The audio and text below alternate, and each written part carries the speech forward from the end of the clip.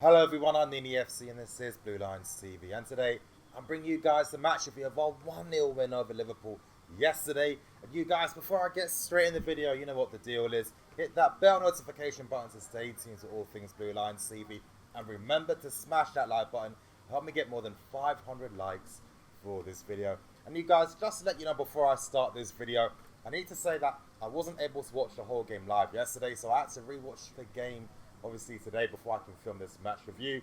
And of course, obviously my perspectives will be a bit different. I'm not going to feel the same tension that you guys were feeling yesterday.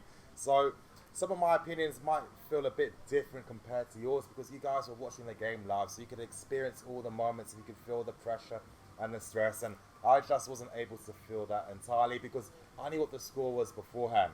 But anyway, you guys, getting straight into the match review, starting with the lineup. Now, Conte did surprise a lot of us. He did use a 3-5-2, and a lot of us really weren't expecting that. A lot of us were pretty, pessimistic.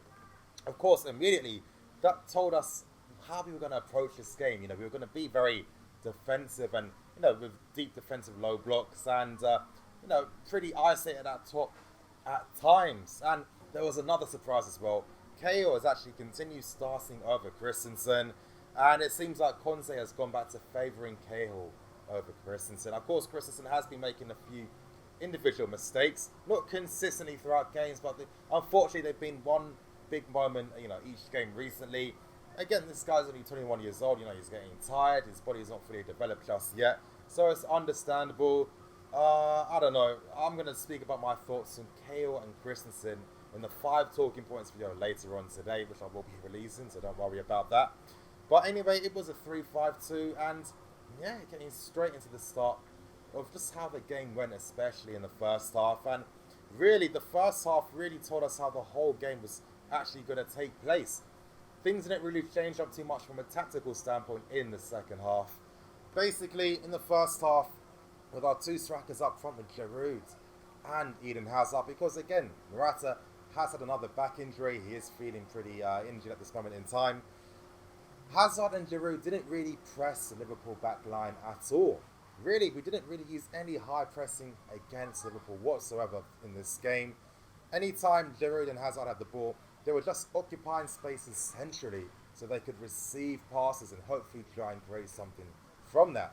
Basically, what our game plan was from a tactical standpoint was that we wanted Liverpool to play out from the back. They had all the time and freedom to do that, but when they tried to play their game, and with Liverpool, they like to build their attacks down the flanks a lot of times. Now, they were getting outmanned. We had our midfield 3 who were very compact and in position with each other, as well as a back 5, because Alonso and Moses were dropping very deep alongside the 3 central defenders. And you look at the positioning at times, and even though a lot of us don't necessarily enjoy this style of football that much, I'm going to sound like I'm being very contradictory, but there is kind of a beauty in terms of how Conte sets out his teams off the ball, in terms of how each players follow each other into any position. Everyone moves as one unit. Of course, it is a very hard thing to do in terms of keeping that off the ball shape. And this is why we focus so much on shallow ball play in training. This is why players are constantly working on it every single day, playing off the ball to really, maximise this way of playing off the ball. And in certain games where the game's going towards our favour, it works beautifully. It works very well. You just see this wave of unit. It's like, imagine it's like the Spartan army, or like in the military where all the soldiers are in position and the squads and units are there and they know what to do. That's how Conte effectively sets up the team off the ball, and in this game it worked particularly well, to be honest. Liverpool kept running into dead ends. Out wide, Robertson, who I thought was awful throughout this entire game, didn't have much joy. They were getting overrun in wide positions. Whenever they tried to push back any of their front 3 players to try and help out, their left backs or right backs, really wasn't having much joy as well. And honestly, I have to be honest, this game was pretty easy for us. It really wasn't as stressful as maybe some of you guys might have felt watching it live in the moment. For me, it looked pretty routine. Defensively, we weren't really tested much at all. There weren't really any nervy moments to worry about. I think maybe one Mane shot Other than that, nothing really that really triggered us. I thought our defenders were pretty comfortable. They weren't really getting stretched out of the positions. I mean, I don't think that even happened throughout the entire game, if I'm being honest. Our midfield worked very well. Kante, I thought, was a standout midfield player for me. Bakayoko was getting a lot of praise from a lot of the supporters. Now, for me, I thought that Bakayoko looked a bit more, much more assertive in this game today, which I've been asking for. A lot of people have been saying, oh, you know, past games, Bakayoko's been looking solid. I don't like solid. I think if you're playing for a club like Chelsea, it's not about doing the bare minimum or doing the basics simply. It's about expressing yourself and, you know, playing with that sense of confidence. And in this game today, I think especially in the first half, Bakayoko's first half was much better than the second. In the second half, really, we were playing much more off the ball. So really, most of our midfield players weren't really getting on the ball as much. But in the first half in particular, Bakayoko was playing with a sense of authority. And when I say authority, I mean compared to a lot of other games he's played for us, he was much more assertive with his play. You could see some aggression in some of his tackling. He was comfortable at times carrying the ball and running with it. He didn't do it often, but at times he was able to do that. Of course, he played that nice pass out to Moses. And again, one thing that I noticed with Bakayoko, his play just seemed to be quicker. And that's one thing I've been stressing about that's really been frustrating me with his performances. His play was quick. One touch, boom, second touch, pass. And maybe, hopefully, and I'm going to be getting into this in much more detail in the 5 talking points video, but, you know, he was looking quicker on the ball. And it was a good pass out to Moses. It's good that he read that play. Most times, Baka doesn't make that type of pass in those types of games. And again, another guy I want to talk about, who I'll be talking about in much more detail in the 5 talking points video, is Victor Moses. Again, you guys, I don't understand how this guy gets any criticism at all. I mean, I can understand a sense, maybe some of the crossing at times, but again, it's not awful compared to other competition in the Premier League. Sometimes when I hear these comments, it tells me that most people aren't seeing other players in other Premier League teams. If they did, then I think their perspectives would be much more fairer in terms of some of the distribution that Moses provides for the team. But again, this guy to me is one of the best fullbacks in Europe and obviously in the Premier League. And again, he sets up across the giroud, and this was a game where we weren't really testing Liverpool's goalkeeper as much. Really, the key to this game, which I'll get into further detail, was our man management of the situation. But again, for me, I thought, you know, Kante, Baka and Moses put in some good performances today. But of course, the standout performance of the day out of any player on the pitch was Eden Hazard. One of the best players in the world. Another game where he performs against big opposition. I don't understand how this thing's come about where he underperforms against big teams. Complete nonsense. Standout performer. And, you know, you guys, we're Chelsea fans. You know, a lot of you guys who watch my channel, you know, you're football fans as well. And most of the criticism doesn't really come from people on this channel, but mostly comes from just, you know, general Chelsea fans. And I don't understand the criticism towards Hazard. This guy. The Liverpool game really just helped him play towards his strengths.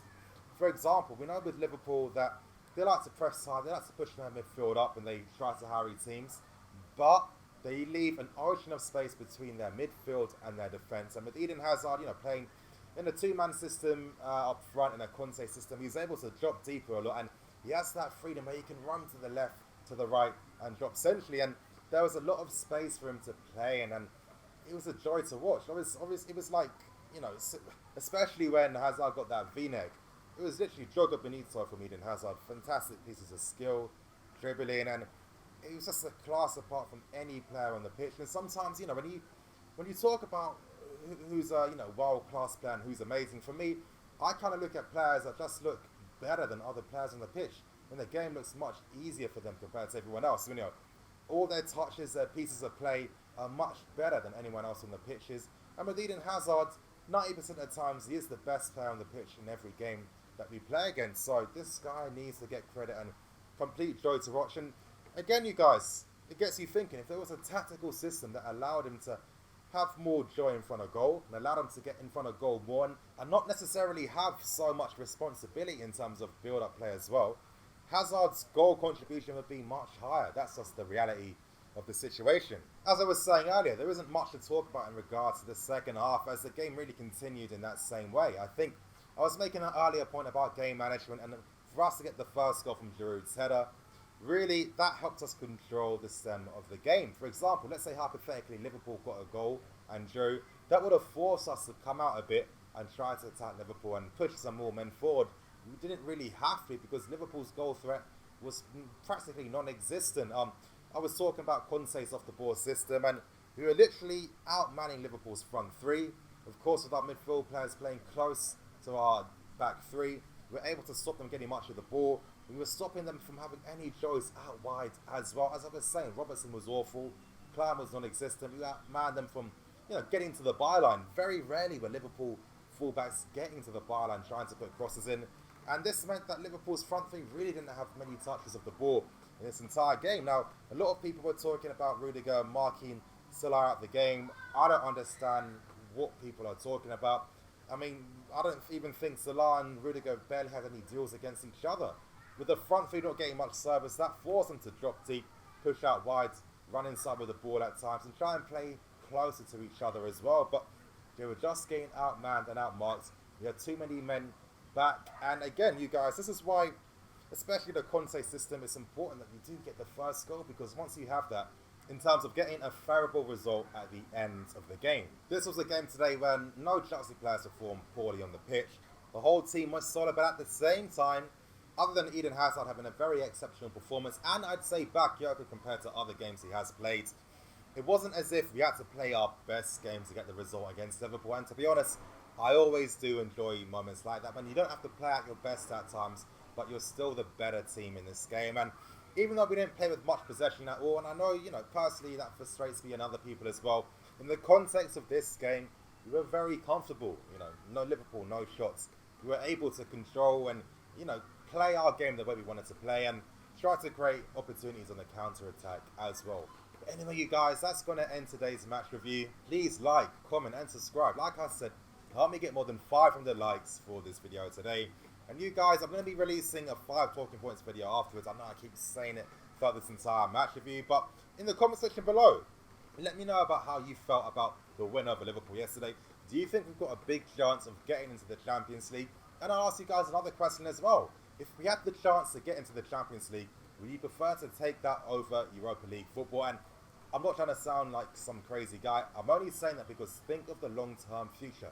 With a potential new manager coming in for next season, do you think that it'd be easier for him to have Europa League football in terms of giving youth players a chance, etc., etc., or getting into the Champions League and then having that pressure of having to win trophies for next season? Let me know in the comment section. I'm Nini FC. This is Blue Lines TV.